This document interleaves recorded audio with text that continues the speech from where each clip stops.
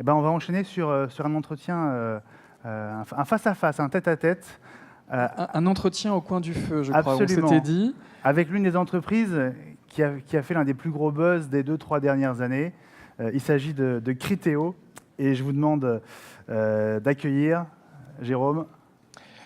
Thomas Jean-Jean. Voilà, Thomas Jean-Jean de Criteo. Bonjour. Bonjour Thomas. Alors tout le monde attendait Axelle Lemaire, mais elle va pas tarder.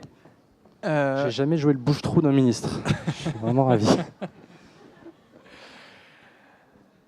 Criteo. Alors effectivement, tout le monde vous connaît, puisque vous avez réussi cette formidable introduction en bourse sur le Nasdaq, un marché financier qui n'est pas français, si je ne m'abuse d'ailleurs. On en parlera avec Axelle peut-être tout à l'heure.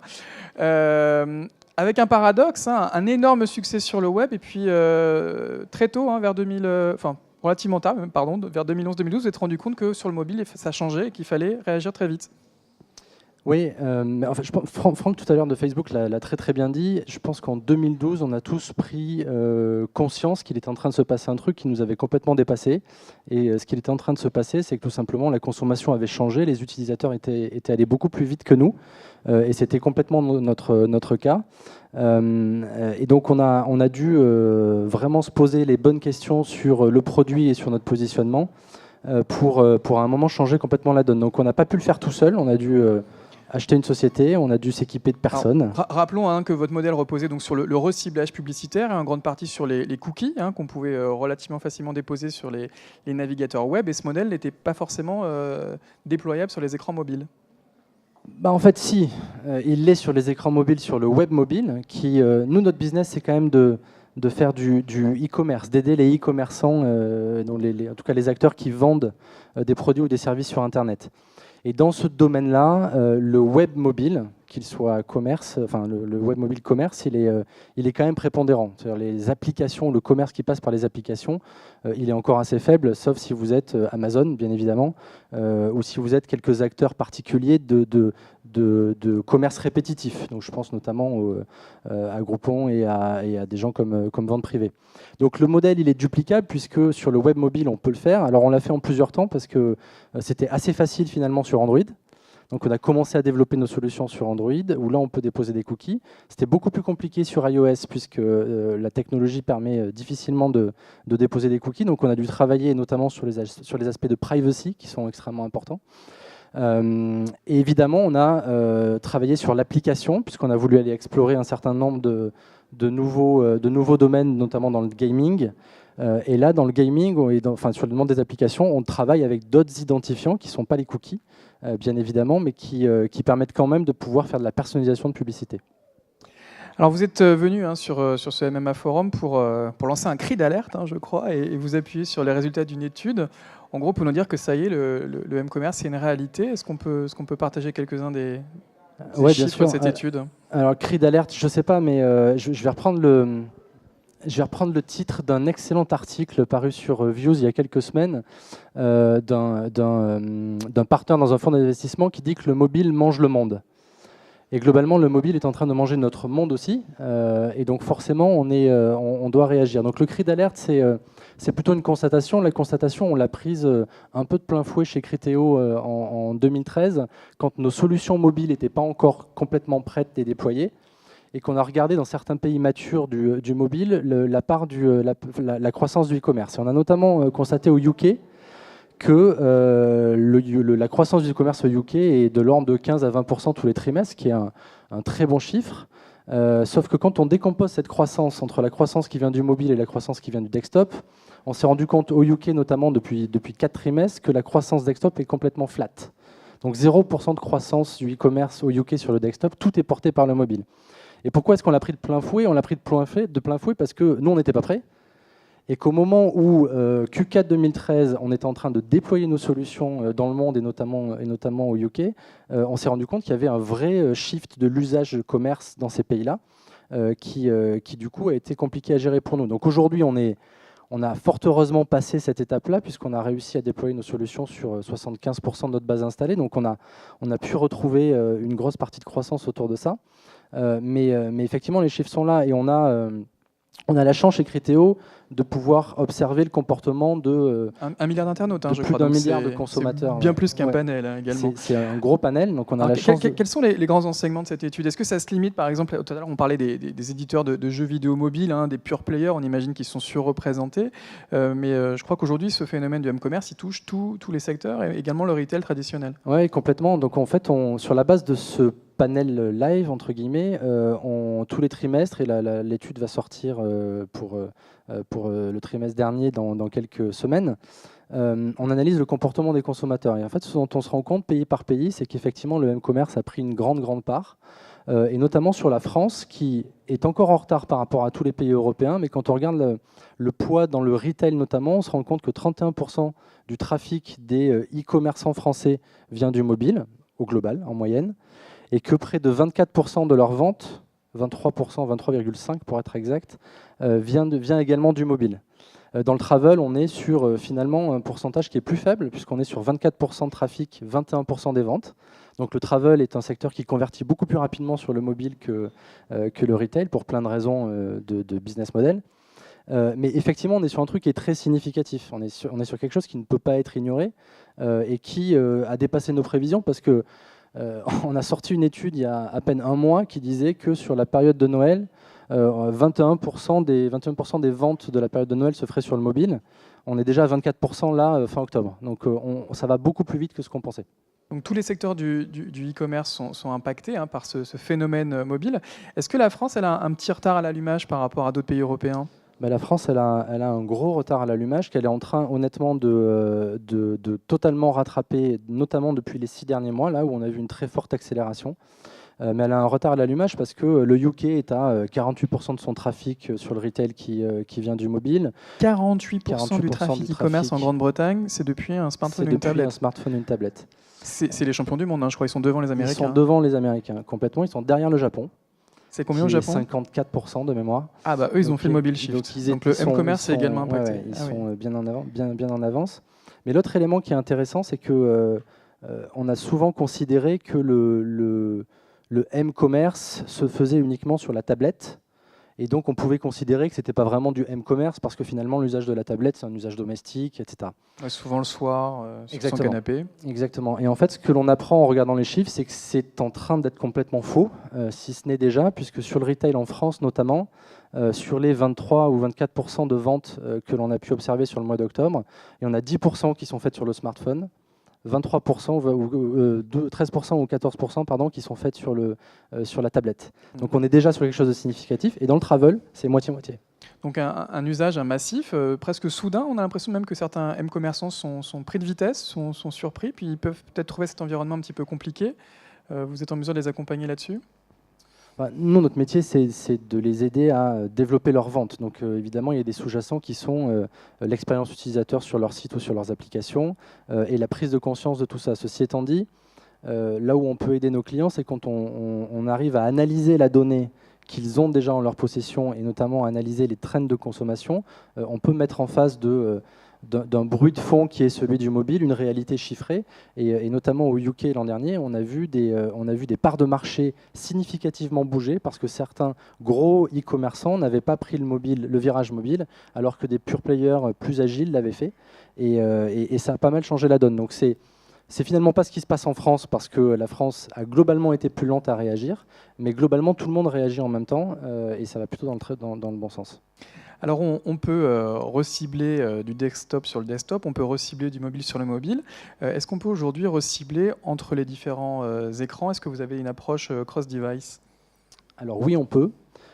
C'est un sujet sur lequel on a beaucoup travaillé et on a beaucoup réfléchi, parce que finalement il y a 2 grandes méthodologies pour faire ça. La première méthodologie, c'est ce qu'on appelle probabilistique, c'est-à-dire que grâce à des algorithmes, vous allez définir que statistiquement, cet utilisateur, il ressemble suffisamment à un autre utilisateur sur un autre device pour en conclure que c'est le même.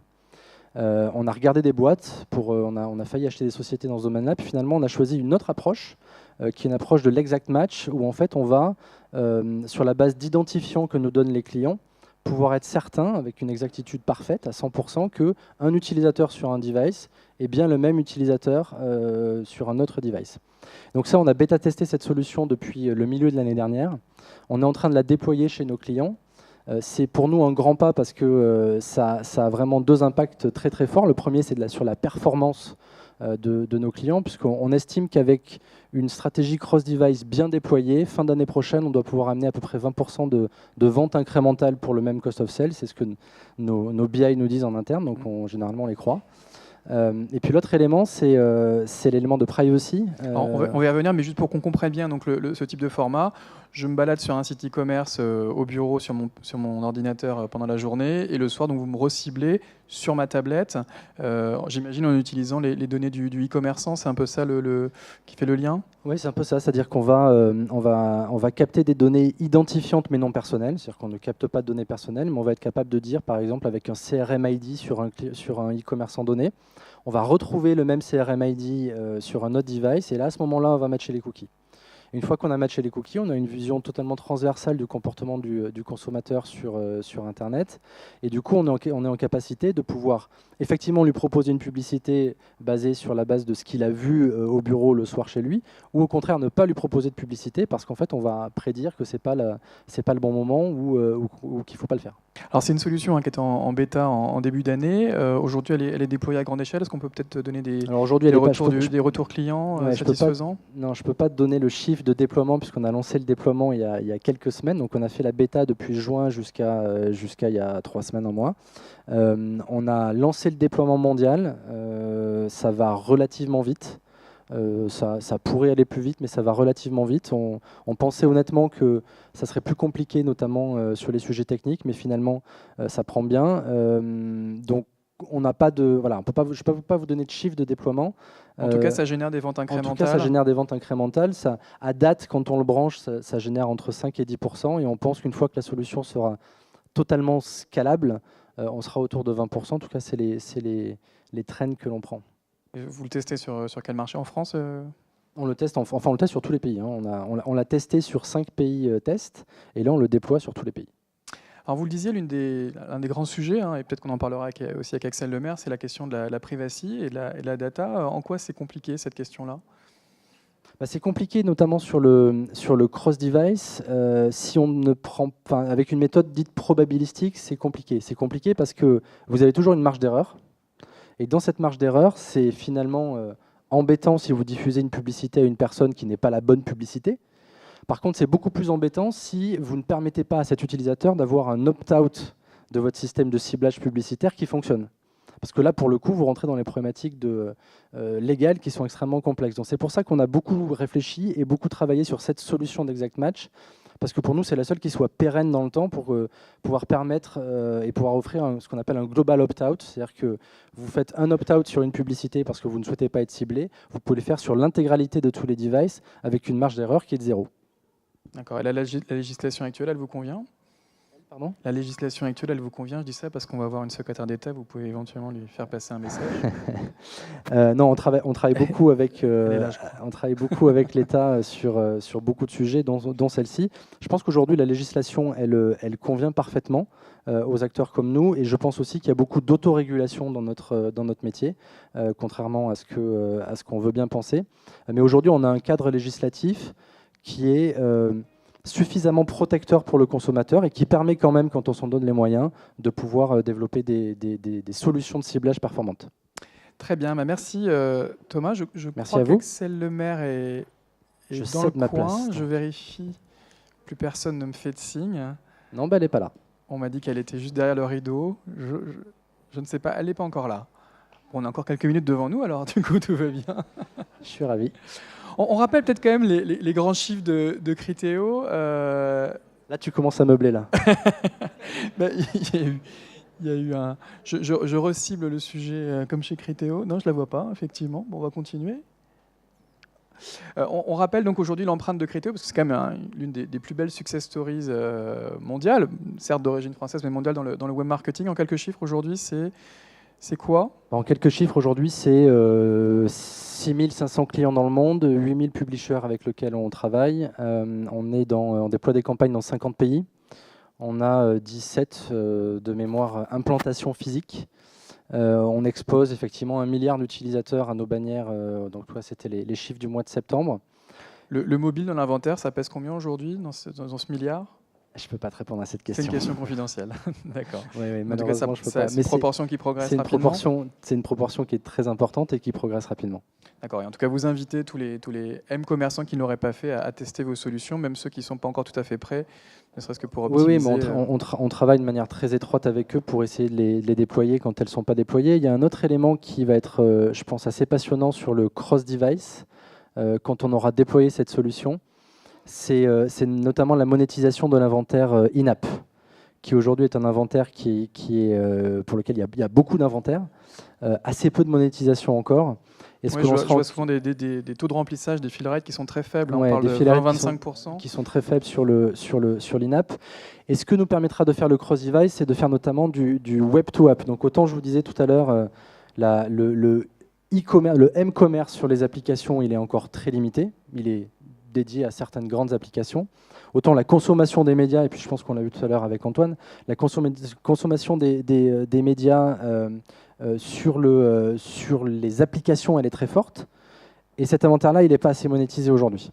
Donc quand on sera capable de faire du web-to-web et du app-to-web, c'est-à-dire de dire à un moment, j'achète une bannière publicitaire sur une application, et je renvoie vers un site de m-commerce, ce qu'on sera capable de faire avec le cross-device. Là, on va pouvoir aussi apporter des revenus supplémentaires à nos éditeurs en monétisant un espace qui aujourd'hui est assez peu monétisé.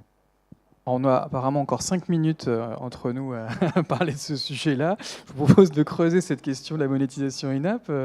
Nous avons 5 minutes pour en parler. Mais c'est vrai que le taux de remplissage est très très faible. Et aujourd'hui, pour beaucoup de gens, monétiser une application, c'est un sujet compliqué. Il y a un vrai décalage entre les usages et le business.